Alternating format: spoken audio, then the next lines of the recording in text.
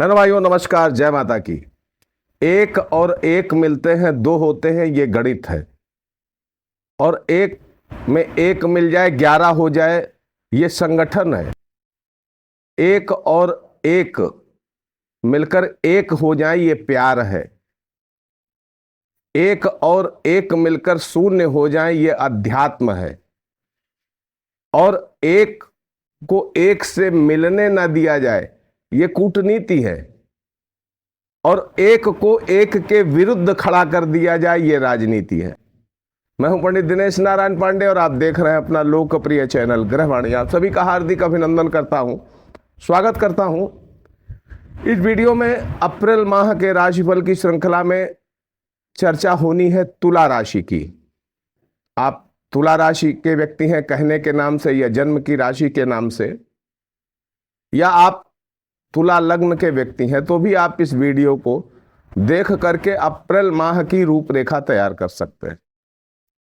इस वीडियो में चर्चा है ग्रह गोचरीय व्यवस्थाओं की, आपके व्यक्तित्व की, आपके स्वास्थ्य की, आपकी आर्थिक व्यवस्थाओं की, जो सबसे मस्ट है, जो सबसे जरूरी चीज है, आपके प्रेम संबंधों की। आप शिक्षा प्रतियोगिता की तैयारी कर रहे हैं तो कैसा रहेगा आपके लिए ये महीना। व्यापार और नौकरी के लिए कैसा रहने वाला है ये महीना। इस माह के विशेष आकर्षण आपको देने वाले सुझाव जो महीने की गोचरीय व्यवस्थाओं के ऊपर आधारित हैं। और सबसे लास्ट में बताऊंगा अशुभ तारीखें जो इस महीने की आपके लिए थोड़ा सा नकारात्मक परिणाम दे सकती हैं, कुछ परेशान कर सकती हैं। सबसे पहले शुरू करता हूं गोचरीय व्यवस्थाओं को। देखिए, तुला राशि, तुला लग्न अगर बना करके हम ग्रहों को बैठालते हैं तो द्वादश भाव में केतु का गोचर काफी समय से चला आ रहा है। आपके लग्न से छठे भाव में पंचग्रही योग बन करके, ये पूरे 100 वर्षों के बाद ऐसा योग बना है। 5 ग्रह आपके छठवें भाव में गोचर कर रहे हैं। आपके अष्टम भाव में देवगुरु बृहस्पति काफी समय से गोचर कर रहे हैं। नवम भाव में मंगल 3 अप्रैल तक है और उसके बाद में ये नीच के होकर के आपके दशम भाव में गोचर करेंगे। सप्तम भाव में सूर्य 13 अप्रैल के बाद जाएंगे। चंद्रमा सप्तम भाव में 1 अप्रैल के दिन रहेंगे। क्या इसका परिणाम मिलेगा आप सभी को? तो सबसे पहले आपके व्यक्तित्व पर चर्चा करेंगे, आपके स्वास्थ्य पर चर्चा करेंगे। इस माह आपके आत्मबल में वृद्धि होने वाली। लग्नेश का छठे घर में होना और वो भी 5 ग्रहों के साथ में होना, ये आपको थोड़ा बहुत शत्रुओं से परेशान कर सकता है। वहीं शत्रुओं पर जीत भी पक्की आपकी होगी। इम्यून सिस्टम आपका मजबूत दिख रहा है, यानी मौसम जनित बीमारियों से तो बचाव पूरा दिख रहा है। लेकिन अगर आप शुगर के रोगी हैं, डायबिटीज आपको है, तो इस माह सावधान और सतर्क रहने की जरूरत है अपने स्वास्थ्य के प्रति। रोग, ऋण, शत्रु ये बराबर एक्टिव रहने वाले हैं इस महीना, लेकिन इन पर आप जीत भी हासिल करेंगे, ये भी बात पक्की है। आंखों से जुड़ी कुछ परेशानियां कुछ लोगों को हो सकती हैं, वहीं कुछ लोगों को डायबिटीज बढ़ सकती है।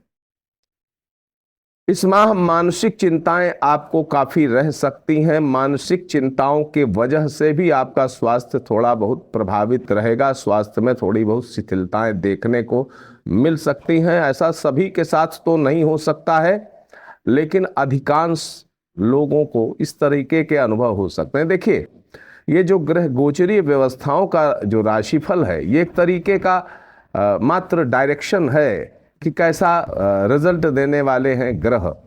बाकी आपकी अपनी जन्म कुंडली बहुत महत्वपूर्ण होती है। जन्म कुंडली में जैसा भी ग्रह की लोकेशन होती है, उस तरीके का रिजल्ट होल लाइफ मिलता है।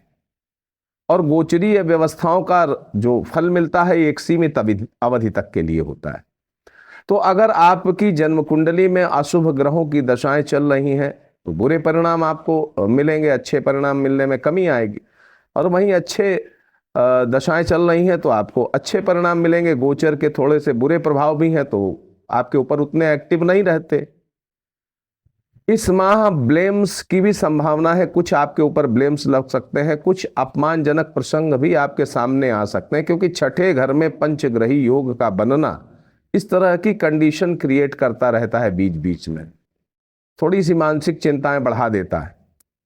वहीं पर जो पंचमेश और सुखेश, इनका छठे भाव में गोचर जो अभी 29 मार्च से हुआ है, इससे क्या है कि थोड़ा सा व्यक्ति आत्मचिंतन से हीन हो जाता है।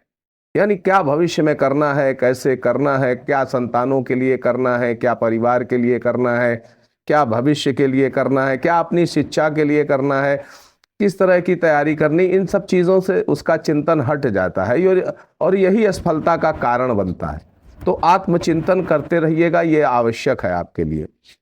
इस माह की जो सबसे बड़ी खासियत है जो आपको समझना चाहिए, देखिए कभी भी किसी के साथ ऐसा नहीं होता है कि उसका समय बहुत ही अच्छा चले। देखिए ये जीवन का में उतार चढ़ाव की स्थितियां सदैव बनती रहती हैं। अब जो बुद्धिमान लोग होते हैं वो अच्छे समय का अच्छे से उपयोग कर लेते हैं। अब अच्छा समय आता है तो नींद भी खूब आती, कुछ लोग नींद लेकर के उस अच्छे समय को गंवा देते हैं। तो इस राशिफल को देखने के पीछे आपका उद्देश्य ये होना चाहिए कि किस ग्रह के अच्छे प्रभाव को हम इस महीने में अच्छा लाभ उठा सकते हैं, ये समझने की जरूरत होती है। इसीलिए राशिफल देखा जाता है। कोई भी ज्योतिषी, कोई भी मुल्ला, कोई भी मौलवी आपको करोड़पति अरबपति नहीं बनाता है। देखिए आपके अपने जन्म जन्मांतर के जो कर्म है वही फलित होते हैं। इन ग्रहों के गोचर से सिर्फ इतना पता लगता है कि इस समय ये जो 9 ग्रह वायुमंडल में, ब्रह्मांड में गोचर कर रहे हैं, इनकी किस तरह की रश्मियां, किस तरह की किरणें हमारे ऊपर आने वाली हैं, पॉजिटिव या निगेटिव। तो निगेटिव से बचाव करने का प्रयास करना चाहिए और पॉजिटिव को अच्छे से अच्छा लाभ लेने का प्रयास करना चाहिए। यही राशिफल देखने का उद्देश्य आपका होना चाहिए। भूमि, भवन, वाहन से जुड़े हुए आपके कोई भी सपने हैं तो अप्रैल माह में पूरा करने के लिए प्रयास करिएगा। कोई अधूरा काम आपने छोड़ दिया था पीछे, उसको पूरा करने का प्रयास करिए। इस महीने का ये गॉड गिफ्ट है कि इस महीने अगर आप प्रयास करेंगे तो वो आप पूरा कर लेंगे।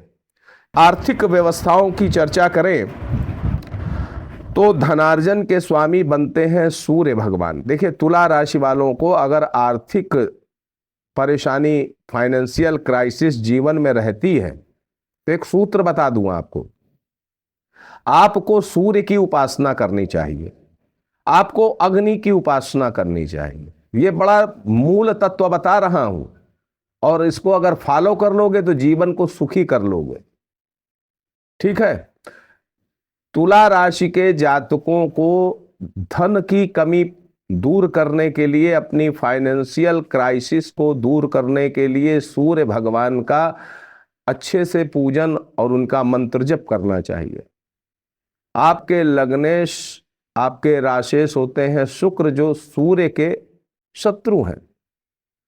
अब यहां पर आपके जो लाभ भाव के स्वामी होते हैं वो सूर्य भगवान होते हैं। तो आपको सूर्य को पकड़ना पड़ेगा अपनी फाइनेंशियल स्थिति को मजबूत करने के लिए। जीवन में हम सब काम करते हैं कुछ ना कुछ लाभ लेने के लिए। कभी हम अपनी मान प्रतिष्ठा के लिए काम करते हैं, कभी धन के लिए काम करते हैं, कभी मानसिक शांति के लिए काम करते हैं। अब इनके रिजल्ट हमको कैसे मिलेंगे? तो सूर्य भगवान के माध्यम से ही मिलेंगे। तो सूर्य भगवान का जप करना आपके लिए अच्छा रहता है। अब यहां पर देखें तो धनार्जन के स्वामी जो सूर्य देव हैं, इस माह इनका जो गोचर है वो आपकी दैनिक आय बढ़ाने वाला है, आपकी कमाई बढ़ाने वाला है, आपकी आमदनी बढ़ाने वाला है। और आर्थिक मामले में किसी भी तरीके का आप कोई प्रयास करेंगे तो सूर्य का छठे भाव में गोचर आपको उसमें सफलता दिला सकता है।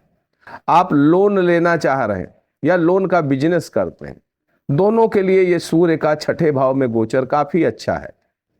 वहीं 7वें भाव में गोचर जो 13 अप्रैल के बाद होगा वो भी आपके लिए अच्छा इस बात पे रहेगा क्योंकि इससे आपको आपके बातों में, आपकी वाणी में प्रभाव पैदा हो जाएगा, सामने वाले को आप प्रभावित कर सकते हो। वहीं ईगो जैसी बुराइयां भी आ सकती, ओवर कॉन्फिडेंस जैसी बुराइयां भी आ सकती। तो सूर्य का मंत्र जप आपके लिए ठीक है। इस माह कोर्ट कचहरी और शासन प्रशासन से जुड़े आर्थिक मामले अगर कोई चल रहे हैं आपकी लाइफ में तो कोशिश करिएगा, प्रयास करिएगा, सफलता उसमें 100% मिलेगी। इस माह भाग्य आपका उतना सपोर्ट नहीं करने वाला है जितना आपका पुरुषार्थ सपोर्ट करने वाला है, यानी आपका हर प्रयास सफल होगा। सोशल मीडिया जैसे प्लेटफॉर्म में एक्टिव हैं तो आपको यूनिवर्सल सपोर्ट काफ़ी अच्छा मिलने वाला है, आपके फॉलोअर्स भी काफ़ी बढ़ने वाले हैं। तो वहाँ पर भी आप अगर हैं उसमें तो एक्टिव हो जाइए कुछ ज़्यादा रफ्तार से।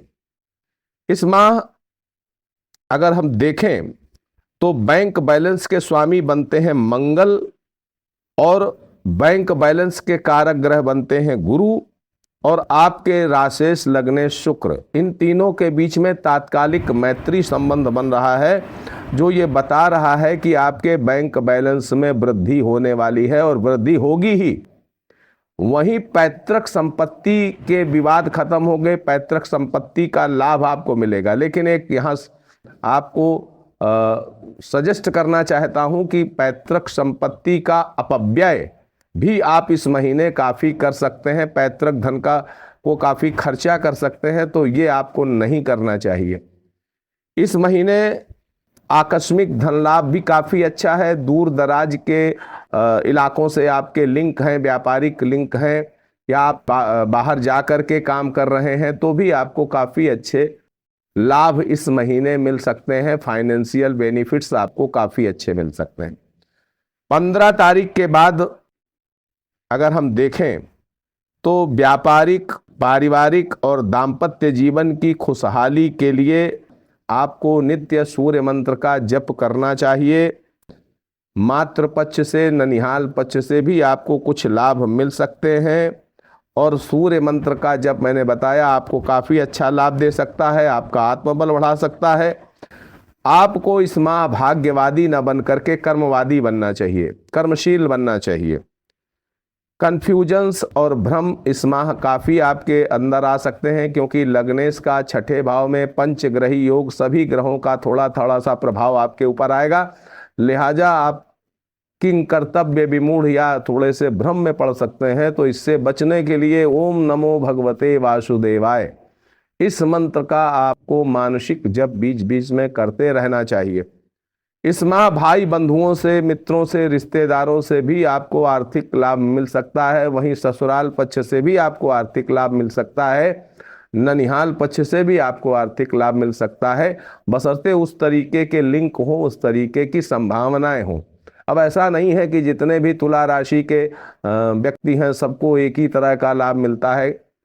अगर आपके लिंक उस तरीके के हैं तो आपको उसका बेनिफिट जरूर मिलेगा। इस माह वकालत के पेशे से जुड़े हुए लोग काफ़ी फायदे में रह सकते हैं। नौकरी करने वालों को देखें तो इस माह उनके उच्चाधिकारी और उनके सहकर्मी आपका काफ़ी सपोर्ट करने वाले हैं। इस माह ट्रांसफ़र की भी संभावनाएं हैं और प्रमोशन की भी संभावना है। लग्नेश का छठे भाव में गोचर ये आपको थोड़ा सा स्थान परिवर्तन भी करा सकता है और प्रमोशन भी करा सकता है। अब ये भी कोई ज़रूरी नहीं कि सभी के साथ ऐसा हो, लेकिन अधिकांश लोगों को इस तरीके का अनुभव हो सकता है। इस माह आपके आय के स्रोत बढ़ सकते हैं, बेरोजगारों को नौकरी मिल सकती है, कला के क्षेत्र से जुड़े हुए लोगों को भी काफ़ी अच्छे लाभ मिल सकते हैं, वहीं मेडिकल फील्ड से जुड़े हुए लोगों को भी काफ़ी अच्छे फायदे मिल सकते हैं। प्रेम संबंधों को देखें तो ये महीना प्रेम संबंधों के लिए काफ़ी सपोर्टिंग है। आपके आपस में बड़े अच्छे म्यूचुअल कनेक्शन रहने वाले हैं। कई ऐसे अवसर मिलेंगे जिनमें आपका सानिध्य मजबूत होगा, आपका प्रेम मजबूत होगा। प्रेम प्रकरण भी आपके सामने आ सकते हैं, उनमें भी आपको सफलता मिल सकती है। शिक्षा प्रतियोगिता की तैयारी कर रहे विद्यार्थी हैं तो आपके लिए बहुत अच्छा ये महीना रहने वाला है। अच्छे से तैयारी करिए, हर परीक्षा का परिणाम आपके मनोनुकूल मिलने वाला है। मैंने शुरुआत में बताया आत्मनिर्भर व्यक्तित्व बन सकता है, इसलिए नौकरी का प्रयास कर रहे हैं या अपना कोई नया व्यापार स्थापित करना चाह रहे हैं तो ये अप्रैल का महीना आपके लिए सपोर्टिंग है और इसमें आप करके उसका आगे लाभ उठा सकते हैं। इस महीने की देखी जाए तो महत्वाकांक्षाएं 100% पूरी होने के आसार हैं। देखिए, कर्म और प्रारब्ध दोनों का समन्वय होता है। यहाँ पर प्रारब्ध अपोजिट है, थोड़ा सा कम अच्छा है, लेकिन कर्म बड़ा अच्छा है। प्रारब्ध आपका पुरुषार्थ से कमजोर भले ही हो, लेकिन पुरुषार्थ आपका काफी मजबूत होने से प्रयास आपको सफल हो जाएंगे। सुझाव इस महीने के समझ लीजिए, सुझाव क्या है। सुझाव इसलिए बताता हूं क्योंकि इस महीने की जो ग्रह गोचरीय व्यवस्थाएं, उनके अनुरूप आप अपने आप को किस तरीके से ढालें, किस तरीके से परिवर्तित करें कि उन रश्मियों का, उन ग्रहों की रश्मियों का सीधा प्रभाव आपके ऊपर आवे। देखिए, पैतृक धन के अपव्यय से इस महीने बचना चाहिए। दुर्घटनाओं के प्रति भी आपको सचेत रहना है, इसलिए वाहन आदि के प्रयोग में सावधानी रखिए। एकांत समय निकाल करके थोड़ा सा आत्मचिंतन करिए। आत्मचिंतन बहुत जरूरी है, क्योंकि ये जो शनि का गोचर आपकी राशि से छठे भाव में हो रहा है 29 मार्च के बाद, इसमें क्या होगा कि व्यक्ति आत्मचिंतन करना भूल जाता है और फिर अच्छे परिणामों से वंचित हो जाता है। छठे भाव में शनि का गोचर अच्छे परिणाम देने वाला होता है, लेकिन अच्छे परिणाम तभी मिल सकते हैं जब जागरूक रहेंगे आप। देखिए, आप कोई योजना ना बनावें तो काम कहां पर करेंगे। व्यक्ति योजना बनाता है तभी तो उस पर काम करता है। तो यहां योजना बनाइए, आत्मचिंतन करिए। आगे का जो समय कालखंड है शनि का आपके लिए अच्छा, बहुत अच्छा हो सकता है, लेकिन समय को पहचानना पड़ेगा, अवसरों को पकड़ना पड़ेगा।